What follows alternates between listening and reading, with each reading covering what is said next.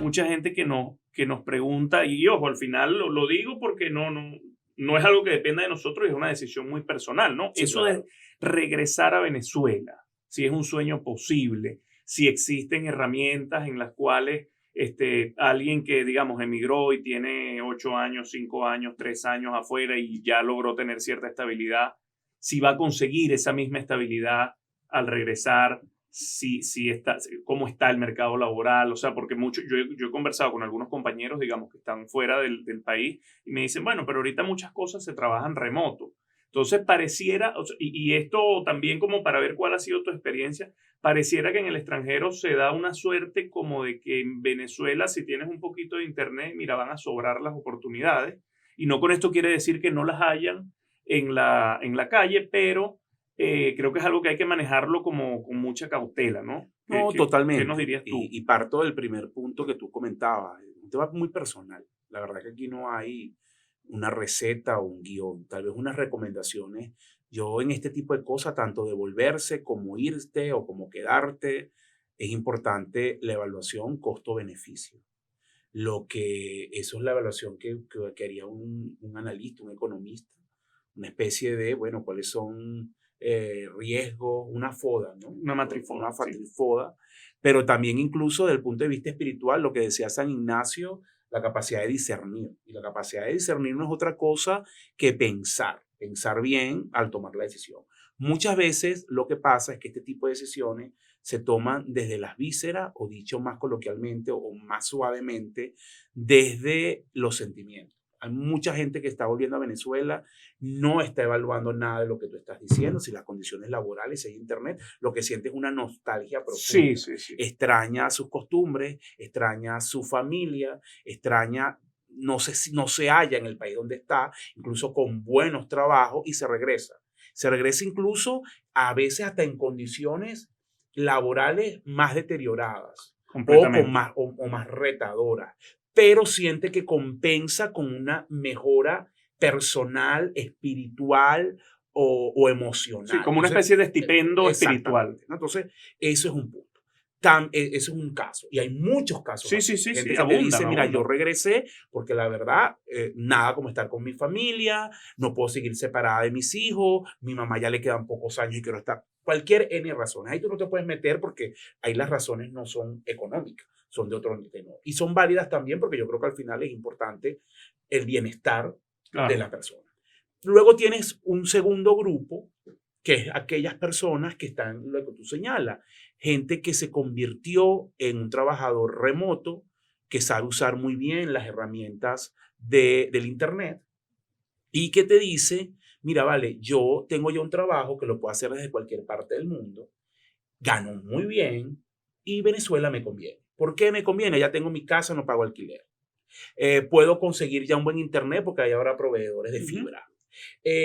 A pesar de que se ha encarecido con mi nivel de sueldo y como no pago internet, no pago alquiler porque tengo mi propia casa, mis costos de vida en Venezuela son más baratos que en otro país. Entonces, Claro. y además estoy con mi gente, el país donde yo nací, donde es mi idiosincrasia, así que Estás legal. me Sí, un resulta país. perfecto. Y Claro. me vengo. Ahí hay algunos casos así. Sí, sí, sí, Hay gente y trabajando abundan. remoto, yo los conozco. Y El lo otro día otro, me reunía con alguien que estábamos viendo un tema y él trabaja para una multinacional de temas de recursos humanos y es remoto.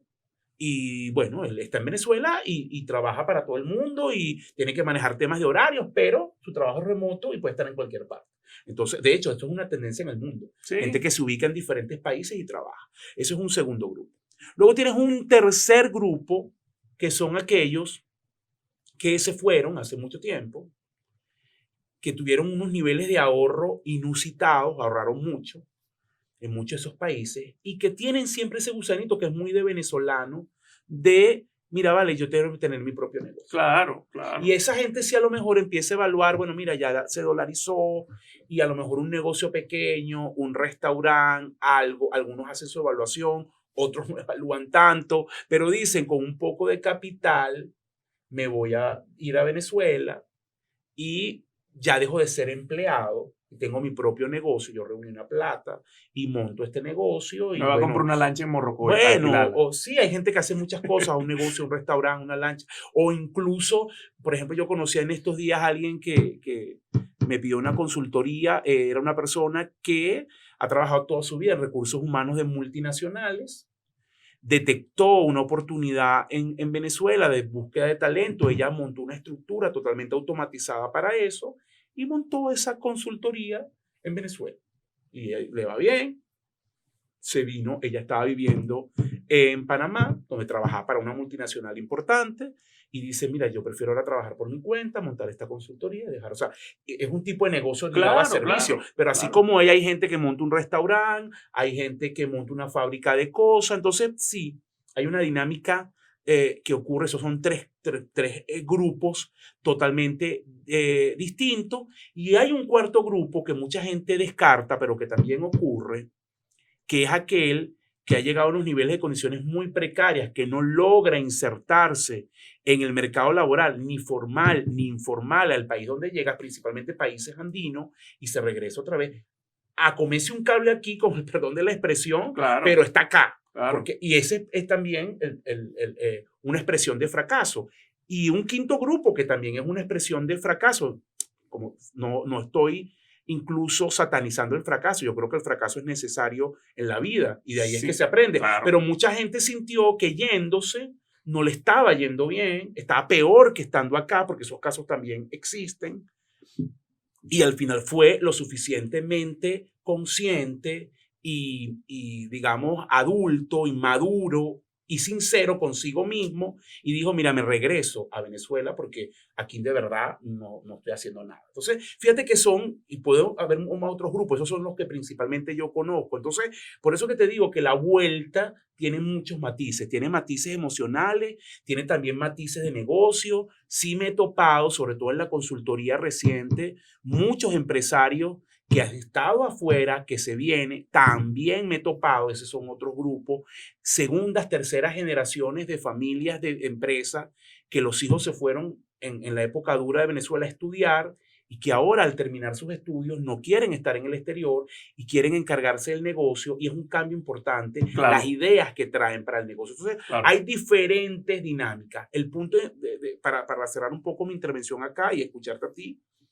es que yo creo que estas cosas pasan, lamentablemente todavía el saldo neto es que más gente se está yendo. Seguro. Se está yendo, pero hay estas realidades particulares que te topas en el día a día y que son interesantes evaluar, porque además muchas de ellas están ligadas al mundo del emprendimiento, al mundo de los negocios, ¿no? Es así. ¿Tú cómo lo ves? Contigo. Y ojo, yo creo que al final, mientras, digamos, lo estructural no cambie, y es algo que hemos hablado mucho en este podcast, probablemente el saldo neto siga siendo que más gente se va, porque al final del día hoy tenemos una economía que es el 22% de lo que era hace 10 años. Entonces, más allá del dinamismo coyuntural que puede existir en algún punto o que sea algo, digamos, por temporada, ¿no? Es una economía 80% más pequeña. Pues. Y yo creo que al final la conclusión, Jesús, es... Tienes que estar, o sea, la patria es donde tú eres feliz. Sí, yo leí una novela y hay una frase que nunca se me olvidó que decía, la patria es donde está tu corazón. 100%, yo estoy 100% alineado con eso. De hecho, para responder esta pregunta, regresar a Venezuela, ¿es un sueño posible?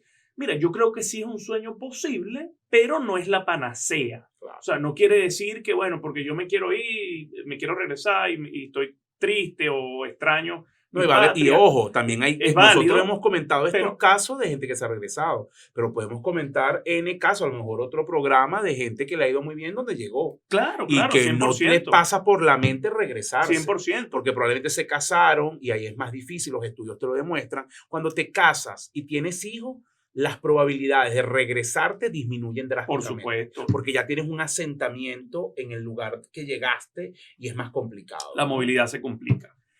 Pero digamos, para cerrar un poco aquí, lo que quiero ilustrar con esto, creo que es algo que hay que decirlo como que sin tapujos, si usted se regresa porque, bueno, usted recuerda que de repente ibas a Margarita en la buena época o ibas a Mérida, Venezuela ya no es ese país, ya somos, tenemos un poquito de eso y tenemos un poquito de lo nuevo, pero es otra cosa. Sí, pero sí Entonces, creo que es interesante también entender que hay algo de riqueza. Yo creo que Venezuela va a empezar a cambiar porque ese flujo migratorio nos enriquece. sí, Esa gente yendo, no solamente la gente que se está regresando y viene con esa experiencia vivida que lo incluye en lo que emprenda o en las empresas donde empieza a trabajar, incluso el que no se regresa, pero que viene de visita claro, o que claro. sus hijos o familiares tienen ese intercambio o que manda los temas de remesa. Solamente te doy un dato para que entendamos el peso de esto. Las remesas ya representan casi 7% del PIB y van a llegar a 10% del PIB. Es casi, o sea, las remesas hoy son más grandes, hoy no, perdón, pueden llegar a ser más grandes que la recaudación tributaria, Okay. para que tengas un impacto del tema, ¿no? Y eso, esa dinámica, o sea, quiero cerrar, no extenderme mucho, pero cerrar con un punto que yo noto. Todo el auge que hay ahorita de la arepa, de comida venezolana a lo largo del mundo, eso antes no lo habían visto. Patacón. Y eso tiene que ver con todos esos, porque esos 5 millones, no todos, porque obviamente hay unos que están en condiciones muy, muy precarias, pero una buena parte de ese grupo que se ha ido son embajadores y son promotores de la cultura venezolana que ahora está regada en todo el mundo y puedes tener en Japón, como los chamos esos que tienen un restaurante de arepa, en Australia, en Madrid hicieron ahorita una procesión de la Virgen del Valle. O sea, tú empiezas a ver costumbres venezolanas alrededor del mundo y tiene que ver justamente con esa riqueza y que nosotros no estábamos acostumbrados a eso, pero que es importante. Así que no hay que satanizar ese punto. En estos días le di like a una foto en Twitter de una empanada de caraota con queso en Japón. Ah, bueno, imagínate. Entonces, claro, la broma del tweet era, bueno, hemos conquistado el mundo. Así es.